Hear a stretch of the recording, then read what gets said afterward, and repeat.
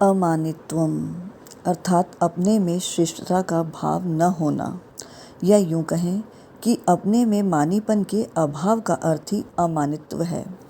अक्सर कर हम अपने अंदर वर्ण, आश्रम, योग्यता, विद्या, गुण इत्यादि को लेकर हमारे अंदर श्रेष्ठता का भाव होता है, या यूँ कहें कि हम ये मान लेते हैं कि मैं बहुत ही माननीय हूँ, मैं बहुत ही आदरणीय हूँ, या मैं बहुत ही श्रेष्ठ हूँ क्योंकि मैं इस वर्ण में उत्पन्न हुआ हूँ। परंतु यह भाव उत्पत्ति और विनाशील शरीर के साथ हम अपना संबंध मान लेने से ही हमारे अंदर उत्पन्न होता है। अतः इस भाव के अंदर जड़ता ही मुख्यतः रहती है, और इस मानीपन के रहने से, या यूँ कहें कि साधक को इस प्रकार के भाव से अपने आप को मान लेने से साधक को वास्तविक ज्ञान नहीं होता, क्योंकि यह मानीपन अर्थात अपने आप में अपने आप को कुछ मान लेने का जो भाव है, यह साधक में जितना कम रहेगा उतना ही जड़ता का महत्व कम होगा, और जितना अधिक होगा उतना ही जड़ता का महत्व अधिक होगा, और वो सांसारिक बंधनों में उलझा रहेगा और अपने वास्तविक लक्ष्य की तरफ कभी भी अग्रसर नहीं हो पाएगा। इसीलिए साधक के लिए आवश्यक है कि वास्तविक ज्ञान पाने के लिए वो अपने अंदर इस मानीपन के भाव को कम करे, ताकि जड़ता का महत्व कम हो, और जड़ता का महत्व जितना कम होगा, जड़ता को लेकर उसके अपने स्वयं के अंदर मानीपन का भाव भी उतना ही कम होता चला जाएगा, और साधक उतना ही चिन्मयता की तरफ तेजी से अग्रसर होगा और अपने जीवन के असली लक्ष्य को पा सकेगा।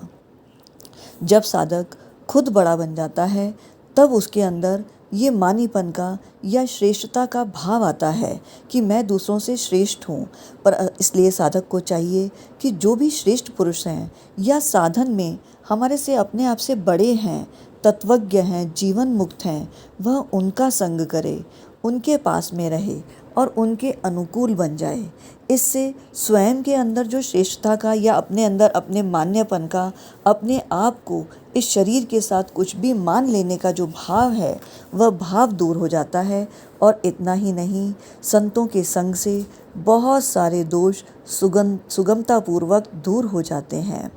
गोस्वामी तुलसीदास जी भी कहते हैं, सभई मानप्रद आप अमानी, अर्थात संत सभी को मान देने वाले और स्वयं अमानी, या यूँ कहें कि मान पाने की इच्छा से रहित होते हैं। इसी तरह साधक को भी मानीपन दूर करने के लिए सदा दूसरों को मान, आदर, सत्कार, बड़ाई आदि देने का स्वभाव बना लेना चाहिए। अर्थात हमें सदैव दूसरों में कोई न कोई विशेषता देखकर उस विशेषता के अनुसार उनको मान, आदर, सत्कार करना चाहिए, जिससे हम अपने अंदर किसी भी विशेषता को लेकर जो मान्यपन का भाव है उससे ऊपर उठ सकें। और ऐसा स्वभाव बन जाने पर जब वह किसी दूसरों को किसी न किसी दृष्टि से अपने आप से श्रेष्ठ मानने लगता है, तो यह नियम है कि प्रत्येक मनुष्य के अंदर भिन्न भिन्न स्थिति होते हुए भी कोई न कोई प्रतिभा, कोई न कोई विशेषता अवश्य ही होती है। वह यह विशेषता वर्ण को लेकर हो या आश्रम को,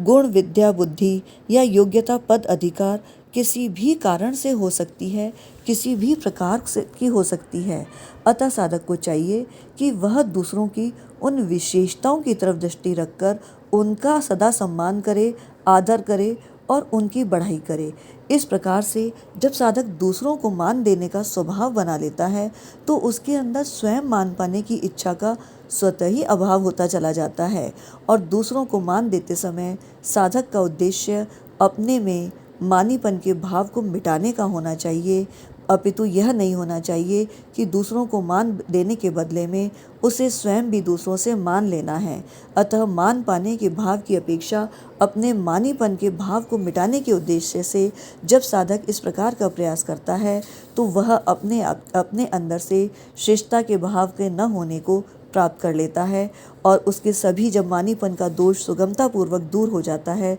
तो वह अपने इस मनुष्य जीवन के असली लक्ष्य परमात्म प्राप्ति, जीवन मुक्ति की तरफ अग्रसर होता है। इसी प्रकार की ज्ञानवर्धक जानकारी के लिए हमारे साथ बने रहें। वीडियो को पूरा देखने के लिए सभी व्यूअर्स को बेहद का परम धन्यवाद। बेहद की परम महाशांति।